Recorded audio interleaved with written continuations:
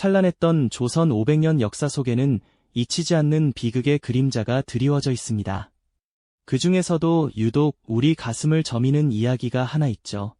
바로 왕실 내부에서 벌어진 잔혹했던 형제의 난입니다. 한없이 순수했던 어린 왕 단종, 그리고 강렬한 야심을 품었던 그의 숙부 수양대군. 이 두 사람 사이에 피할 수 없었던 권력 다툼은 과연 어떻게 시작되었을까요?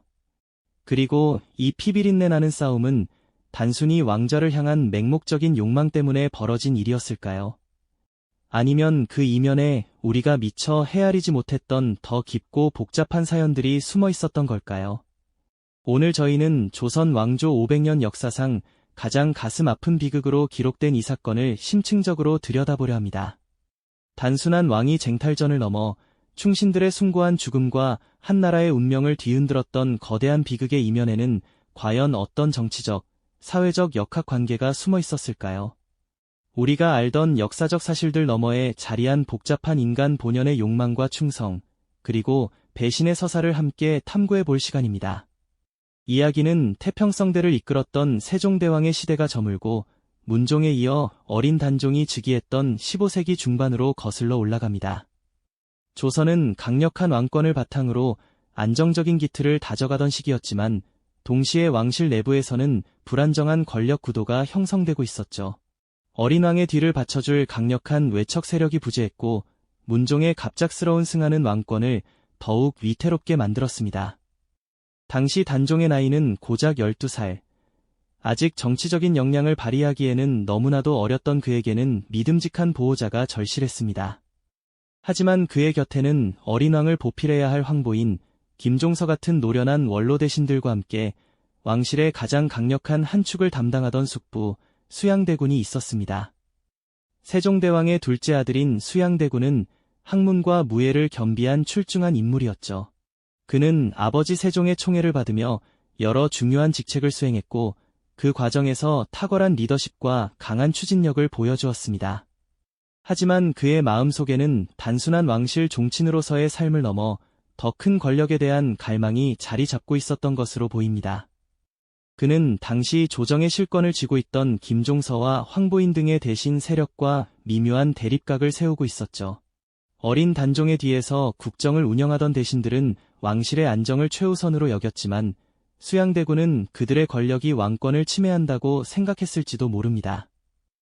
이러한 긴장감은 결국 피할 수 없는 충돌로 이어질 수밖에 없었을 겁니다. 과연 수양대군은 어떤 명분과 계획으로 움직였으며 그를 따랐던 세력들은 어떤 이해관계를 가지고 있었을까요? 저희는 오늘 이 질문들을 하나씩 풀어가면서 조선 초기의 정치적 격변과 그 속에서 고뇌했던 인물들의 심리를 깊이 있게 조명해볼 예정입니다. 단순한 역사적 사실의 나열이 아닌 그 시대 사람들의 숨결과 감정, 그리고 그들의 선택이 만들어낸 거대한 비극의 드라마를 생생하게 전달해 드리고자 합니다. 이 이야기는 단순한 과거사가 아닙니다. 권력의 본질, 명분과 실리 사이의 갈등, 그리고 인간의 선택이 한 공동체에 미치는 영향을 끊임없이 질문하게 하는 시대를 초월한 메시지를 담고 있습니다. 이제 그 비극적인 여정 속으로 함께 떠나보실까요? 네, 그럼 본격적으로 조선 초기의 복잡한 정치 상황 속으로 깊이 들어가 볼까요? 문종 임금의 갑작스러운 승하는 어린 단종에게는 너무나 가혹한 운명이었고 동시에 조선 왕실에는 거대한 불안의 그림자를 드리웠습니다. 갓 어린 나이로 왕위에 오른 단종은 당연히 국정을 직접 이끌기 어려웠겠죠. 그 공백을 채운 것은 바로 세종과 문종 시대를 거치며 막강한 힘을 키웠던 대신들이었습니다. 영의정 황보인, 좌의정 김종서 같은 얼로 대신들은 문종의 유지를 받들어 어린 단종을 보필하고 왕실의 안정을 지키려 했습니다. 이들이야말로 조선의 기틀을 다진 주역들이었으니까요. 하지만 수양대군의 눈에는 이러한 대신들의 움직임이 왕권을 보좌하는 것을 넘어 점차 왕의 권위를 침해하고 자신들을 중심으로 국정을 운영하려는 시도로 비쳤을 겁니다. 그는 왕실의 가장 큰 어른이자 단종의 숙부로서 왕위 계승의 정통성을 위협받고 있다고 여겼을지도 모릅니다. 대신들이 어린 왕을 앞세워 실권을 장악하려는 것이야말로 진정한 의미의 왕권 찬탈이라고 생각했을 수도 있죠. 이러한 인식의 차이는 단순한 오해를 넘어 권력의 본질에 대한 상반된 해석을 낳았고, 이는 결국 거스를 수 없는 거대한 운명의 흐름처럼 걷잡을 수 없는 비극적 대결로 치닫게 되는 결과를 초래하고 말았습니다. 수양대군은 조카인 단종을 지킨다는 명분, 그리고 흔들리는 왕실의 권위를 바로 세운다는 명분 아래 정변을 계획하게 됩니다. 이른바 계유정난의 시작이었죠. 1453년 10월, 칠흑 같은 어둠이 깔린 밤, 한양 도성안은 숨막히는 긴장감에 휩싸였습니다. 수양대군과 그를 따르는 무장 세력은 치밀하게 계획된 움직임으로 대신들의 집을 급습했죠. 특히 당시 최고의 권력자였던 김종서 대감의 집은 가장 먼저 표적이 되었습니다. 잠자리에 들었던 김종서 대감은 갑작스러운 습격에 속수무책으로 당할 수밖에 없었을 겁니다. 그의 집은 순식간에 피바다로 변했고, 그날 밤 조선의 굳건한 기둥 같았던 노대신은 그렇게 허망하게 예측할 수 없는 잔혹한 칼날 아래에서 비극적인 최후를 맞이하며 목숨을 잃고 말았습니다. 이어서 황보인 등 단종을 보필하던 핵심 대신들도 차례로 제거되었습니다. 이들은 왕실을 지키려던 충심 하나로 버텼지만 무력을 앞세운 정변 앞에서는 아무런 힘도 쓸 수 없었죠. 그날 밤 한양에는 피비린내가 진동했을 겁니다. 수양대군은 이러한 무력 쿠데타를 통해 반대 세력을 일거에 제거하고 모든 권력을 자신의 손아귀에 넣었습니다. 그리고 어린 단종을 압박하여 결국 왕위를 물려받게 만들었죠. 스스로 왕위에 오르는 것이 아니라 조카에게서 양위받는 형식을 취함으로써 최소한의 정통성을 확보하려 했던 겁니다. 정난이 성공한 후 수양대군을 따랐던 무리들은 환호했습니다. 그들은 이제 정난공신이라는 이름 아래 새로운 권력의 핵심으로 부상했죠. 피로 얼룩진 밤이 지나고 조선의 아침은 완전히 다른 모습으로 찾아왔습니다. 왕위 계승의 정통성을 둘러싼 논란은 무력으로 종결되었고, 어린 단종의 왕권은 그렇게 힘없이 무너져 내렸습니다. 이 비극적인 사건은 단순히 왕조의 주인이 바뀌는 것을 넘어 조선이라는 거대한 공동체와 사회 전체에 돌이킬 수 없는 깊은 충격과 지울 수 없는 상흔을 남기게 됩니다. 과연 이처럼 잔혹한 권력의 역학관계 속에서 또 어떤 인물들이 각자의 신념과 욕망을 따라 거대한 운명의 소용돌이에 휘말리며 비극적인 운명을 맞이하게 될까요? 수양대군의 피해 쿠데타, 계유정난이 성공적으로 마무리되자 조정의 풍경은 그야말로 상전벽해처럼 뒤바뀌었습니다. 어둠 속에서 칼을 들었던 이들은 이제 태양 아래 권력의 핵심으로 우뚝 섰죠. 정난공신이라는 영예로운 이름표를 달고 그들은 새로운 시대의 주역이 되었으니 그들의 얼굴에는 승리감과 함께 냉혹한 자신감이 엿보였을 겁니다. 이들 중에서도 특히 주목해야 할 인물들이 있었으니 바로 한명회와 권람 같은 책사들이었습니다. 그들은 수양대군에 가장 가까운 곳에서 밤낮 없이 계책을 논하며 피도 눈물도 없는 권력 쟁탈전을 지휘했죠. 마치 차가운 바둑판 위에서 돌을 놓듯 그들은 단종을 지지하는 세력을 하나둘씩 제거하며 권력의 기반을 다져나갔습니다. 이들의 손에서 조선의 운명은 마치 실타래처럼 엮이고 풀어지는 듯했습니다. 수양대군에게는 이처럼 냉철한 판단력과 뛰어난 책략을 가진 조력자들이 있었기에 그의 권력 장악은 더욱 확고해질 수 있었던 것이겠죠. 이들은 어린 단종을 향한 충성심보다는 새로운 권력의 흐름에 몸을 싣고 자신들의 야망을 실현하려는 강렬한 욕망에 사로잡혀 있었던 겁니다. 그들에게는 왕의 혈통이나 정통성보다는 오직 누가 더 강한 힘을 가졌는가가 중요했던 것 아닐까요? 그들의 계산은 정확했고 행동은 거침이 없었습니다. 하지만 모든 이들이 이러한 흐름에 순응했던 것은 아니었습니다. 왕위를 빼앗기고 상황의 자리로 밀려난 어린 단종을 향한 충정은 일부 신하들의 가슴속에서 더욱 뜨겁게 타올랐습니다. 그들은 수양대군이 무력으로 왕위를 찬탈한 것을 결코 용납할 수 없었죠. 그들에게는 왕실의 정통성과 유교적 충의가 그 어떤 실리보다 중요한 가치였습니다. 바로 성삼문, 박팽년, 하위지, 이계, 유성원, 유응부 등 후대의 사육신이라 불리게 될 충신들이 그들이었습니다. 이들은 비록 작은 불씨였지만 자신들의 모든 것을 걸고 단종의 보기를 맹세했습니다. 그들은 은밀히 모여 단종을 다시 왕위에 올리려는 계획을 세웠습니다. 수양대군, 즉 세조가 명나라 사신을 맞이하는 자리를 이용해 거사를 도모하려 했죠. 당시 세조는 연회를 베풀고 충신들을 숙청하며 불안정한 정국을 안정시키려 애썼습니다. 사육신들은 바로 그 틈을 노렸던 겁니다. 그들은 세조를 제거하고 단종을 복위시키려는 비장한 각오로 밤을 지새웠을 겁니다.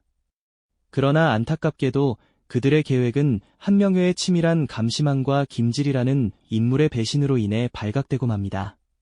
단종 복위 운동의 실패는 조선 사회에 엄청난 충격과 함께 피바람을 몰고 왔습니다. 세조는 자신에게 반기를 든 이들을 용서하지 않았습니다. 거사에 가담했거나 연루된 수많은 인물들이 끌려와 혹독한 고문을 당하고 비참한 최후를 맞이해야 했습니다. 사육신들은 어떠한 고문에도 굴하지 않고 단종에 대한 충절을 지키려 했지만 그들의 숭고한 충의는 결국 권력의 냉혹한 칼날 앞에서 무릎 꿇고 말았죠. 그들의 비극적인 죽음은 백성들에게 깊은 슬픔과 절망을 안겨주었을 겁니다. 거리에선 통곡 소리가 끊이지 않았고 백성들은 침묵 속에서 이 참혹한 현실을 지켜봐야만 했습니다. 이 사건은 단순한 반역의 진압을 넘어 조선이라는 나라의 근간을 뒤흔드는 거대한 비극으로 기록되었습니다. 충성과 배신, 명분과 실리라는 상반된 가치들이 첨예하게 충돌하며 수많은 이들의 운명을 갈랐던 것이죠. 과연 이처럼 비극적인 역사의 소용돌이 속에서 또 다른 이들은 어떤 선택을 하고 어떤 고뇌를 겪게 될까요? 그리고 이 모든 사건들이 조선 왕조에 어떤 깊은 상흔을 남기게 될지 다음 이야기에서 함께 살펴보시죠. 사육신들의 비극적인 죽음은 분명 많은 이들에게 충격과 슬픔을 안겨주었지만 역사의 수레바퀴는 냉혹하게 굴러갔습니다. 어린 단종은 결국 유백일에 올라 영월의 청령포로 쓸쓸히 쫓겨나야 했죠. 그곳에서 그는 왕의 자리를 빼앗기고 처참하게 생을 마감하게 됩니다. 한때 조선의 어린 왕이었던 단종의 마지막은 그야말로 권력의 비정함을 여실히 보여주는 비극 그 자체였습니다. 이 소식을 들은 백성들은 침묵 속에서 깊은 슬픔을 삼켰고 지식인들 사이에서는 유교적 충의와 현실 정치 사이의 깊은 괴리가 큰 번민으로 다가왔을 겁니다. 단종 복위 운동의 실패는 단순한 반역 진압을 넘어 조선 사회의 명분과 실리라는 해묵은 질문을 던지게 했습니다. 왕에게 충성을 다해야 한다는 유교적 명분을 지키려다 목숨을 잃은 사육신이 있다면 반대로 세조의 정통성에 의문을 품으면서도 현실적인 판단으로 관직을 버리고 은둔의 길을 택했던 이들도 있었습니다. 김시습을 비롯한 생육신들이 바로 그들이었죠. 그들은 벼슬을 버리고 산으로 들어가 세상과 인연을 끊은 채 학문에 몰두하며 평생을 번민 속에서 살았습니다. 이들의 고뇌는 과연 무엇이 진정한 충의이며 어떤 선택이 혼란스러운 시대를 살아가는 지식인의 올바른 자세인가 하는 이념적인 질문들을 조선 사회에 깊이 새겨 넣었습니다. 계유정난은 비단 당시 사람들의 산만을 뒤흔든 것이 아니었습니다.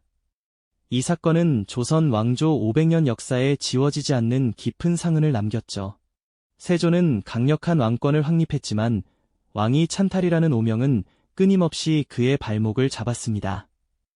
후대 왕들은 이러한 정통성 논란을 극복하고 왕권을 안정시키기 위해 부단히 노력해야 했습니다. 특히 성종은 세조의 손자로서 할아버지의 업적을 기리면서도 동시에 단종과 사육신, 생육신들의 충의를 재평가하고 복권시키는 복잡한 과제를 안고 있었죠.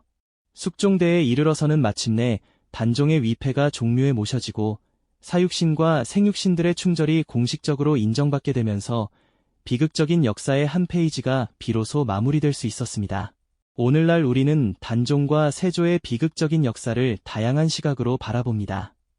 어떤 이들은 왕권을 사유화한 세조의 야망을 비판하고 또 어떤 이들은 혼란을 수습하고 왕조의 안정을 꾀한 강력한 군주의 리더십을 높이 평가하기도 합니다. 하지만 분명한 것은 이 사건이 단순한 권력 다툼을 넘어 충신들의 피와 백성들의 절망 속에서 한나라의 근간을 뒤흔들었던 거대한 비극이었다는 사실이죠. 권력의 냉혹함과 인간의 끝없는 야망, 그리고 이에 맞선 숭고한 충의가 어떻게 엇갈리며 수많은 이들의 운명을 갈랐는지 우리는 이 비극적인 역사를 통해 깊이 성찰하게 됩니다.